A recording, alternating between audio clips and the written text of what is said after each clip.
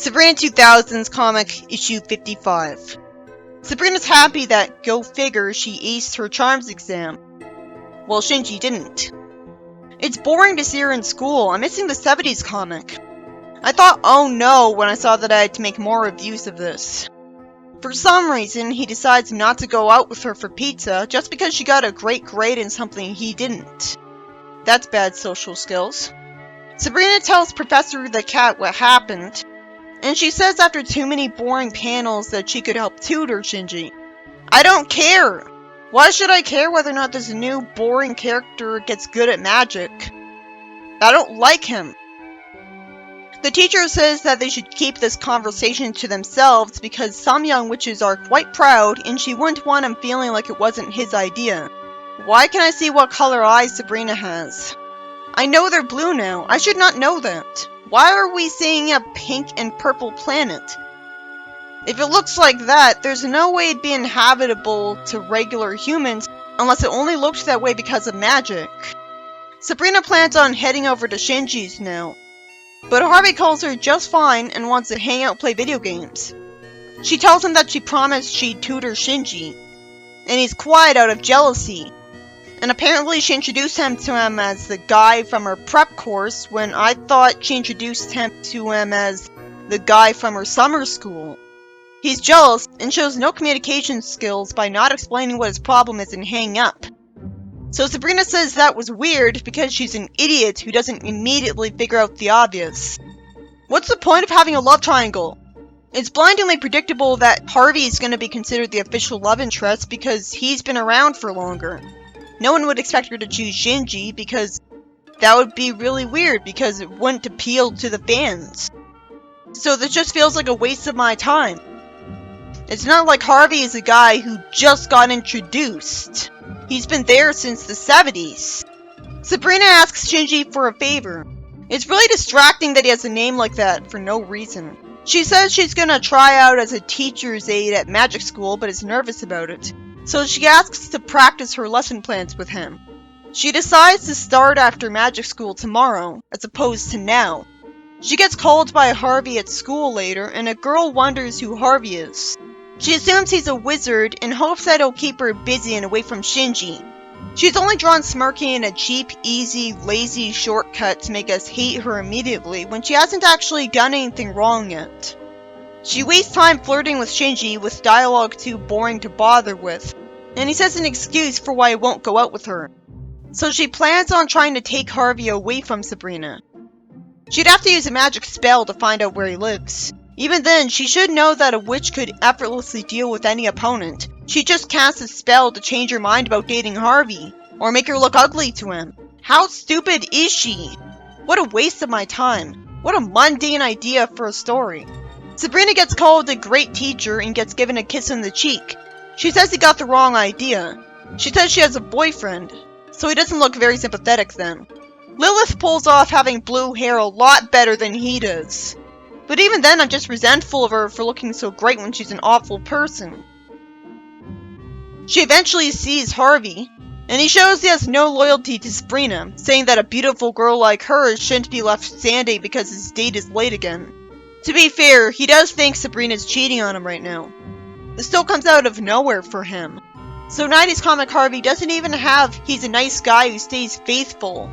He's just Harvey, but not nearly as interesting. She asks him if he's bored in the mortal realm, and he assumes she's a Harry Potter fan and says that's cute, not taking the obvious hint.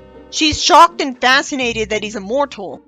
I'm surprised that she wasn't expecting that, considering where he is. And why is my time wasted with this scene? Sabrina's a witch. She could just erase Harvey's memory of her in an instant. The only reason she would have any trouble because of this is that the writer's forcing her to be stupid to cause drama too easily. And that's called cheap drama, and I don't take that seriously. But she is up against another witch who could just undo any spell Sabrina casts.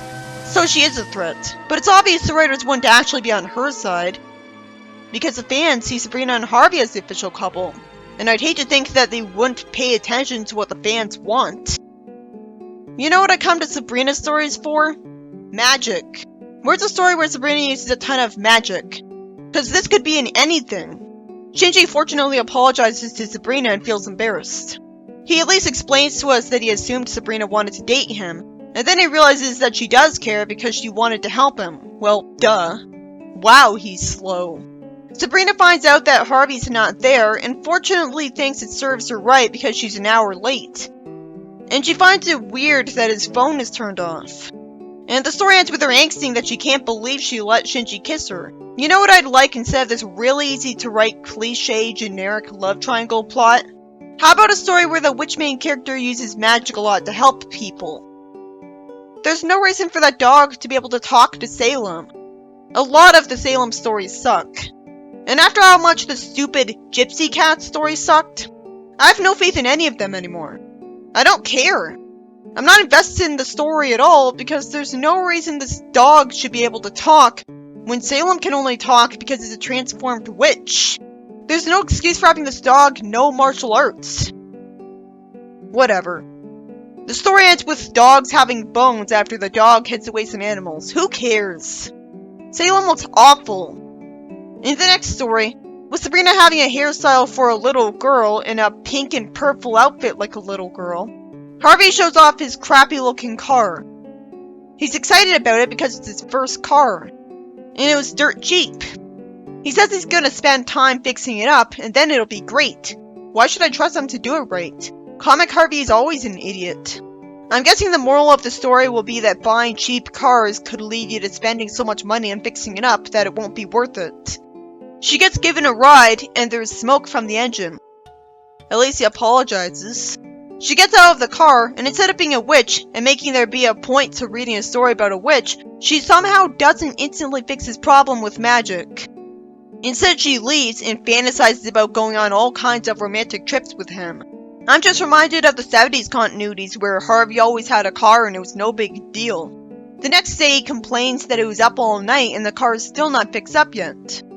He doesn't want to grab some pizza with her after school because he's too tired and wants to get the car fixed. A few days later, he has the same problem. She goes home slamming the door and tells Zelda what happened and hugs her. Zelda says that a similar thing happened to her a few years ago. A wizard she was dating was obsessed with souping up his flying motorcycle and would ignore her as he polished it. Why did she have blonde hair back then? She just got blonde hair. Once again, this is showing a blatant disregard for quality control, even if she does look good. Zelda explains that what she did was show an interest in his bike, and they had a lot of fun together. Her advice sounds good, but this is coming from someone who's not still dating that person. Instead of asking why the relationship fell apart, Sabrina just now gets the idea that she could help Harvey fix his car with magic. She couldn't have just imagined that the car wasn't sending smoke into the back seat anymore. Oh no. She has to get given a magic mechanic book. There's been plenty of times where magic was able to do something that would require knowledge that its user didn't have in the franchise. Sabrina fixed Archie's sold car in the 70s cartoon. The next day, Sabrina asks to help fix Harvey's car and says that she thinks she fixed the smoking problem. You'd think an omnipotent witch could fix a car with a single spell. Go figure, it does float. But surprisingly, it's the end of the story and they're both in a good mood. You'd think he'd immediately know that it was floating and freak out and it wouldn't be a happy ending. But she could just instantly point and make it so that it's not floating. Gee, it sure took a long time to get to this point. It was really mundane. I could review 70s Sabrina stories all day and be fine. Maybe the reason I'm already exhausted after just a couple of 2000s stories is that it's boring how mundane it's being. And there's so many plot holes that I'm there forever. Sabrina 2000s comic, issue 56. Sabrina and her aunts warp to the Spellman Castle in Scotland because they got a mysterious invitation to spend the night there, and so did Ambrose and Esmeralda. Why aren't they suspicious? Why didn't they refuse to show up? It's such a coincidence that not only is Quigley descended from someone who had a castle, but so are they. Ambrose broke a couple of dates for this, and Esmeralda would rather be playing video games, which is relatable. But these two are idiots for coming here anyways then. It's immediately obvious to me that them coming here will backfire. Esmeralda complains about the dust, Salem calls dibs on the tower, and Ambrose complains that he always calls it before he does. Zelda says that this place stopped being the home of the Spellmans when all the witch bashing began. What took so long for it to begin? It would have always been that way. Their great-grandparents relocated to the other realm to protect their family. Then why did their family come back to Earth? I guess it feel like a big fish in a little pond. But that's not immediately explained. The TV reception stinks in these stone walls. So Sabrina isn't relatable because she doesn't immediately change her mind about thinking this place is great after that.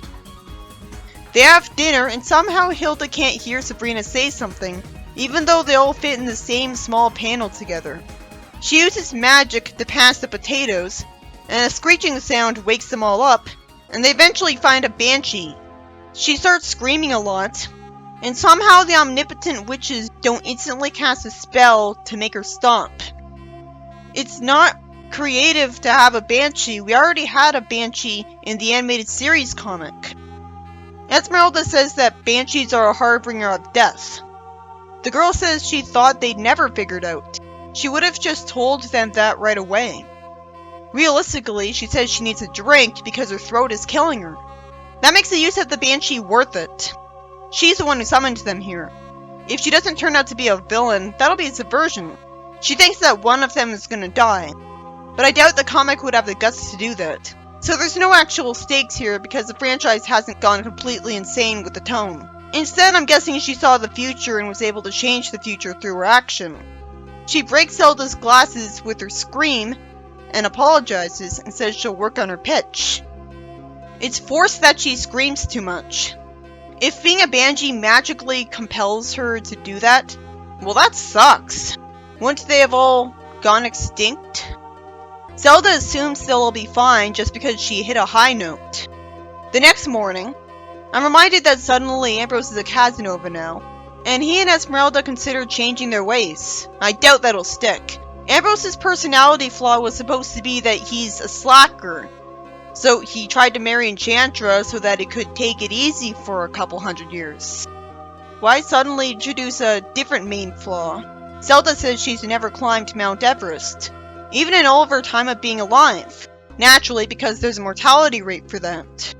Well, she's a witch. If she's smart enough to use her powers, then of course she'll be fine. Hilda bores me by not explaining exactly what she'd like to do. And Sabrina says wah, so I can't take her seriously in this kind of situation. That was tone-breaking. Sabrina wants to see Harvey again, and they warp away to tie up loose ends.